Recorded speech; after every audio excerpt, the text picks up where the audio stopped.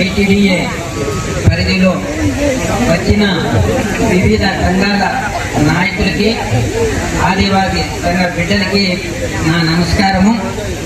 ఇప్పుడు మీ నాయకులు మొత్తం చెప్పారు, విఫలంగా చెప్పారు. యూఎంఎస్ఎం 3 1 of the 70 కోడ్ భూములు అవన్నీ రికమెండేషన్ ఇస్తే నేను పై అధికారికి తెలియపరిచి ఇక్కడ ఉన్న డిమాండ్ నెరవేర్చాలని మీ అప్లికేషన్ మీద రికమెండేషన్ చేస్తాను. అక్కడ నుంచి మన ఎక్కడ మీటింగ్ జరిగింది, పాడేరులో జరిగిన మీటింగ్ గురించి సారాంశం గురించి చెప్పారు. ఆ చర్చ జరిగిన తర్వాత గవర్నమెంట్ మినిస్టర్ లెవెల్లో మీటింగ్ జరిగింది, సీఎం లెవెల్లో కూడా మీటింగ్ జరిగింది. ఇది చివరి దశలో ఉంది. బహుశా రేపు ఆదివాసీ డేకి ఏమైనా వస్తుందేమో అందరూ చూస్తున్నారు. దాన్ని బట్టి మీలాగా మేము కూడా చూస్తున్నాము. అప్పుడు వస్తుందని అందరూ ఆశిద్దాము. మీరు ఇచ్చిన అప్లికేషన్ ఇస్తే నేను మళ్ళా ఇదే అప్లికేషన్ మీ డిమాండ్ మొత్తము గవర్నమెంట్ కి తెలియపరుస్తాను. Thank you.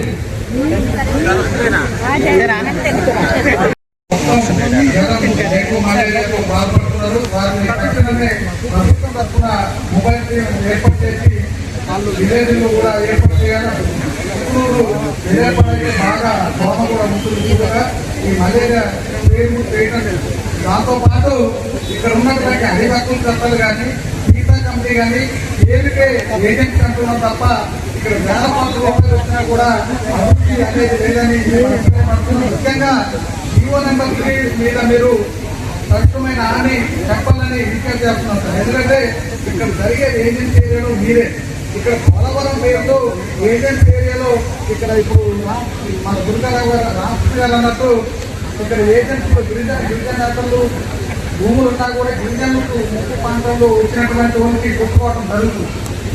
అందుకే అలా కాకుండా గిరిజనులు బాగుండాలి, మేమందరం ప్రాజెక్టు బాగుండాలి, కానీ ఇక్కడ కొట్టుకునే పరిస్థితి అలా కాకుండా దీనికి బాధ్యత మీరే. తక్షణమే నిన్న కూడా విలేపాడు మండలం కాపారం విలేజ్లో గిరిజన మహిళలు సుమారు పుట్టగూడ మండలంలో 50 మంది వచ్చారు. ఎంఆర్ఆర్ అది 200 ఇల్లు కట్టాల్సింటే 90 ఇల్లే కట్టేది. కాకవరం సార్ పోయిదా దగ్గర విలేపాడు మండలం 20 ఇల్లు. అది కూడా ఈ దృష్టికి తీసుకొస్తున్నాం. ఏదేమైనా 20 ఇల్లు పక్షాన మీరు కొద్దిగా బాగా చేయాలని విషయం చేస్తారు. పిటిషన్ ఇస్తాం, దరఖాస్తు ఇస్తాం, అది మీరు పైకి పంపండి. కానీ ఇప్పటికే పాడేరులోనే అడుగుతా ఉన్నారు, రంపచోడలో అడిగారు, ఇప్పుడు చేరపురంలో వచ్చారు. వీళ్ళంతా ప్రభుత్వానికి ఓ పక్క నుంచి మంత్రులతో సమావేశం చేస్తుంది, కలెక్టర్లతో సమావేశం చేస్తుంది, ఎమ్మెల్యేలతో కూర్చొని మాట్లాడుతున్నారు, పరిష్కారం చేస్తూ ఉంటారు. కానీ పరిష్కారం తీసుకున్న ప్రభుత్వాలు ఈ రోజు కూడా ఏమి దానికి తొలికి రాలేదు. కాబట్టి మేము అడిగేది జీవో నెంబర్ 3 చట్టం చేయండి, చేసేటట్టు ప్రభుత్వం ఆలోచించాలి. దానికి ఆ రకమైన చట్టబద్ధత ఉంటేనే ఈ రోజు గిరిజన ప్రాంతంలో చదువుకున్న నిరుద్యోగులు ఎవరైతే ఉన్నాయో 100% ఉద్యోగ ఉపాధి అవకాశాలు కల్పించే అవకాశాలు ఉంటాయి. కాబట్టి మీరు ఆ రకం చూడమని. రెండోది, ఈ ప్రాంతంలోని ఈ 170 వైలేషన్ అవుతా ఉంది. ఆ 170 ఎవరైతే భూములు ఆక్రమించి ఎవరున్నారో వాటిని తొలగించి అది కాపాడాల్సిన ఐటీడీ వాళ్ళు. ఎందుకంటే గిరిజన సంక్షేమం ఇది, గిరిజన సంబంధించి ప్రత్యేక అధికారి లేదు. ఈరోజు పూర్వం రెడ్డి నాయుడు గారు మంత్రి ఉన్నప్పుడు ఆయన చెప్పారు 50,000 ఎకరాలు అన్ని కలుపుతున్నాయి అంటే గిరిజనులు ఆ భూములు అయితే లాగేసుకున్నారని చెప్పారు. మరి ఆ భూములన్నీ ఈరోజు నిర్వహిస్తూ ఆలయానికి పేరుతోనే నిర్వహిస్తూ కన్నేస్తున్నారు. రేపు స్థానిక గిరిజనులు బయటికి గిరిజనులు కొట్టుకునే పరిస్థితి వస్తూ ఉంది. ఇవన్నీ నియంత్రించాలంటే అవన్నీ ఎక్కడ ఉన్నాయి, ఎంత ఉన్నాయి, మొత్తం తేలాల్సిన అవసరం కూడా ఉంది. కాబట్టి ఆ చట్టం గురించి ప్రభుత్వానికి మీ తరఫున, మన ప్రాంత గిరిజన తరఫున ఏటువంటి చర్యలు చేపడతారు ఏంటారు? 2025 జూన్లో మన అంగన్వాడీ టీచర్ ఆయాలకి మన ఐటీడీఏ పరిధిలో మన ఏజెన్సీ వాళ్ళకే ఇచ్చాము తప్ప, నేను ఇంటర్వ్యూ చేశాను, నేనే చేశాను, మన వాళ్ళకే ఇచ్చాము. నిన్న కూడా ఇంటర్వ్యూ జరిగినాయి, మన ఏజెన్సీ వాళ్ళకే ఇచ్చాము తప్ప అదర్ వాళ్ళకి పిలవలేదు. మన వాళ్ళకే ఇస్తాము. రెండవది, మనకి స్టేట్ తరఫున 1700 మంది పెట్టారు 170 గురించి సుప్రీంకోర్టులో గిరిజన నేతలు. దాంట్లో మన మన కేఆర్పురం 5 మండలాలకు సంబంధించింది మన నాన్ ట్రెక్ 500 మంది పేర్లు వచ్చాయి. మా దగ్గర గవర్నమెంట్ నుంచి వచ్చాయి 500 మంది వచ్చాయి మిత్రమా. దానికి మేము కౌంటర్ తెలుసు కదా, దానికి రిప్లై ఇవ్వడానికి కౌంటర్ తయారు చేశాము. గౌరవ కలెక్టర్ గారికి చూపించాము. కలెక్టర్ గారి పేరు మీద వేయాలి, మళ్ళీ పిఓ గారి పేరు మీద వేయాలి. అది చూపిస్తే డైరెక్టర్ గారి దగ్గర పోయి అది స్క్రూటినీ చేసి అప్రూవల్ చేసుకోండి. చేసిన తర్వాత మనం ఇంక్లూడ్ అవ్వాలి, లాయర్ని మాట్లాడుకో అన్ని మీరు చెప్పినట్టే మొత్తం చేస్తున్నాము. దానికి సాధారణంగా మనం వదిలే పరిస్థితి లేదు. గ్యారెంటీ దానికి సాధిస్తాము షూర్గా. తర్వాత మీరు చెప్పారు ఎల్టీఆర్ కేసు స్ట్రిక్ట్ గా చేస్తున్నాము. నాన్ ట్రెక్స్ కి అలా ఏమి ఎక్కడ ఏమి మా దగ్గర వచ్చేంత వరకు మొత్తం క్లియర్ చేస్తున్నాము. ఇది పెట్టండి, ఇంకా ఎల్టీఆర్ పెట్టండి, ఎస్సీ గారితో చెప్పి నేను క్లియర్ చేస్తాను. Thank you.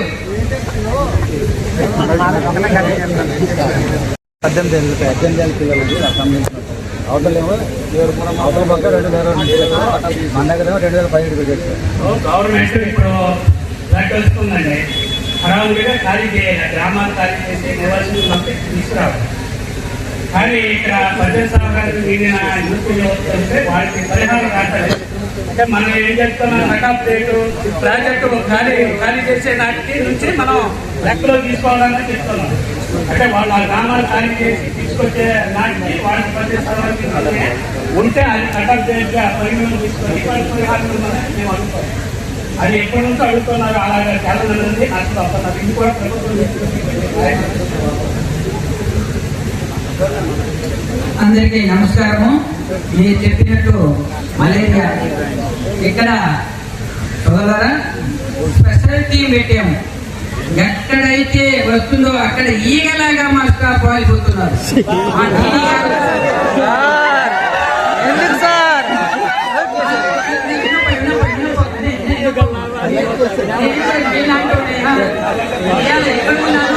అక్కడ ఉన్నాను నేను ఇక్కడ ఉన్నాను, మీ దాంట్లో ఉన్నాను. అక్కడ ఆ బాధ తెలుసు కాబట్టి చెప్తున్నాను. తర్వాత ఈ ఎక్కడైతే మనకి మలేరియా వస్తుందో దయచేసి హాస్టల్లో పిల్లలకి వెంటనే చేపిస్తున్నాము. చేపించిన తర్వాత తల్లిదండ్రులు ఆపత్తుని ఇంటి దగ్గర తీసుకెళ్తున్నారు. ఇంటి దగ్గర అక్కడ కొద్దిగా చెప్పొద్దు. వెంటనే మేము మా టీము ఎన్టీడబ్ల్యూ వార్డెన్స్ హెచ్ఎంలు మొత్తం వెంటనే మలేరియా డాక్టర్ తీలపై మొత్తము స్ప్రే చేపించేసి హాస్టల్ ఊరైనా క్లీన్ చేపిస్తున్నాం. కానీ ఒక్కొక్కసారి చేయి దాటిపోతుంది. మనకి చెప్పకుండా వచ్చిన 2-3 రోజులు జ్వరం వచ్చిన తర్వాత హాస్పిటల్కి వస్తున్నారు. అప్పుడు కొద్దిగా ఇదైపోతుంది. కాబట్టి తప్ప ఎక్కడ ఏం చెప్తే చక్కగా వాలిపోతున్నాము. అది మీరు నయ్యారు కానీ అది నిజం. తర్వాత ఇప్పుడు చెప్పారు 100,000 ఊర్లో లేదని. ఇది పాలసీ మ్యాటరు. మీరు ఇచ్చింది, మీరు చెప్పింది అప్లికేషన్ మొత్తం ఇచ్చి గవర్నమెంట్ కి పంపించాము. అది డిసైడ్ చేసేది గవర్నమెంట్ పాలసీ మ్యాటర్. అక్కడి నుంచి వస్తే తప్ప మా చేతిలో ఉంటే చేసేవాళ్ళము. అది 100 ఊళ్ళో లేని వాళ్ళు అలా పడ్డాయి. అది clear policy matter government decide చేయాలి. అలాగే మన కాక మన రంపచోడవరం, చింతూరు ఇవన్నీ కలిసి మొత్తం పంపించాము. పాలసీ కట్ ఆఫ్ డేటు అట్లా కాదు, ఈ డేట్ చేంజ్ చేయాలని పంపించాము. అక్కడి నుంచి రాగానే క్లియర్ చేస్తాము. పాలసీ మ్యాటర్ గవర్నమెంట్ డిసైడ్ చేయాలి. Thank you. మీరే అడగాలి, గవర్నమెంట్ అడగాలి. మీరే అడగండి.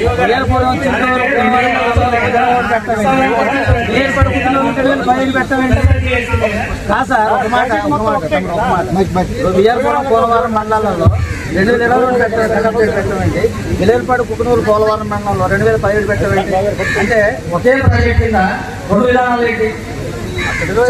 ఏంటంటే ఇంతకున్నటువంటి రామ్మోహన్ గారు ఆయన ఏదైతే రెడ్డింగ్ తోటి 2000 పెట్టి వెళ్ళిపోయారో దానివల్ల ఉన్నటువంటి యువకులు మొత్తం కూడా చాలా నామకూలం పడతా ఉన్నారు.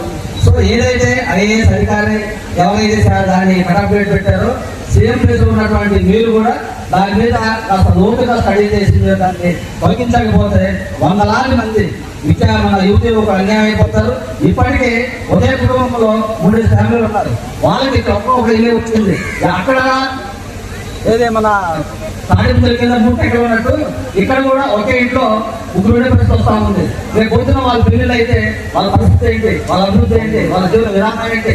కాబట్టి ఈ 2000 కట్టబెట్టి అనేటటువంటి విషయాన్ని అసలు మీరు పెద్ద మనిషి రోజుగా స్టడీ చేసి కష్టం చేస్తే మంచిది అయితే మా అభిప్రాయం. మేము చివరిగా మీకు చెప్పేది ఏంటంటే ఇలా మీరు కూడా అన్నారు ఆగస్టు 9వ తారీఖున రాష్ట్ర ప్రభుత్వం ఏదైనా మంచి మాట చెప్తారన్నది నేను కూడా ఏమైనా మంచి వస్తుంది ఏమని నేను కూడా నాకు కూడా హక్కులు వస్తాయి. మేము కూడా ఆశిస్తున్నాం. రేపొద్దున ప్రభుత్వం ఇక్కడ ఉన్న ఆదివాసులందరినీ మోసం చేసే పని చేస్తే మాత్రం ఉద్యోగం ఈ రూపంలో ఉండదు, దీన్ని వేరే రూపంలో తీసుకెళ్తాం.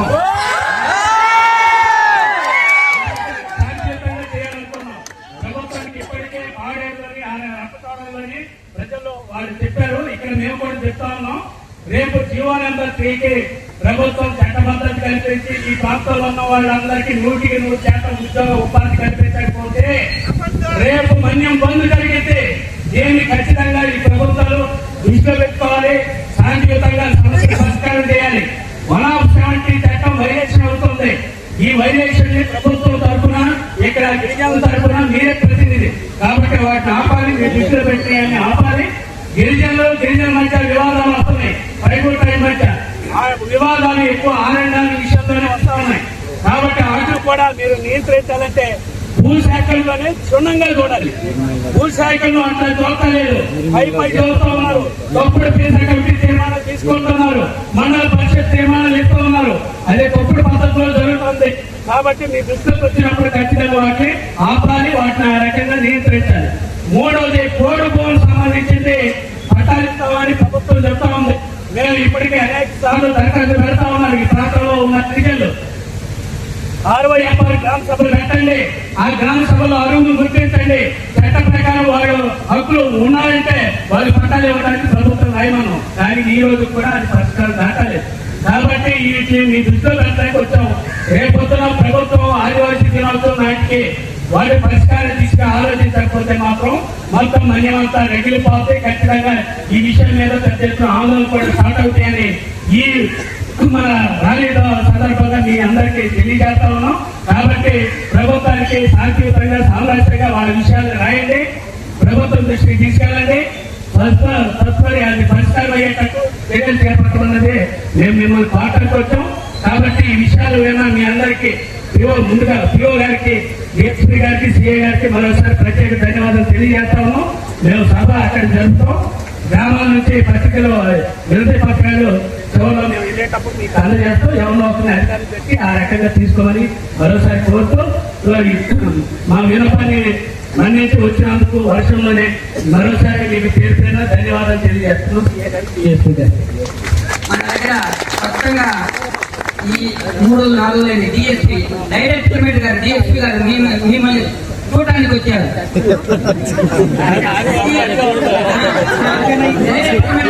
ట్రైనింగ్ అయిపోయి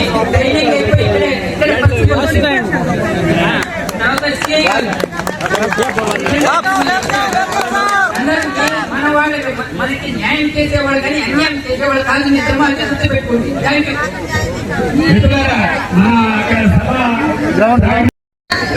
గిరిజనేతలు పెట్టిస్తున్నారు. దాని మీద ఆల్రెడీ 2 తెలంగాణ గిరిజనేతలు మాకు వనాసులు ఉండటం వల్ల ఇబ్బందికరంగా ఉంది అనేది వాదన వినిపిస్తారు ఏంటి అనేది ఆల్రెడీ సుప్రీంకోర్టులో నోటీసులు వచ్చినాయి. దాని మీద మనకి ఉందండి సమాచారం. చట్టం ఉండగానే ఇక్కడ వైలేషన్ అవుతుందండి. ఇష్టాచారంగా షాపింగ్ మాల్ కట్టేస్తున్నారు, ఆక్రమణ గురవుతూ ఉన్నాయి.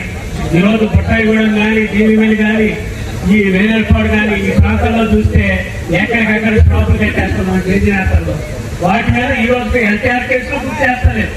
విచిత్రం ఏంటంటే ఇలాంటి వాటిని ఎన్టీఆర్ కేసులు మేము తీసుకోమంటున్నారు ఎస్టీసీ గారు. అంటే చూడండి ఎలా విచిత్రంగా ఉంది. ఇప్పుడు చట్టానికే ప్రమాదం వచ్చింది. ఈ కొద్దిపాటి భూభాగం కూడా గిరిజనకి లేకుండా లాగేసుకుంటే ఎక్కడ వస్తున్నారు వాళ్ళు.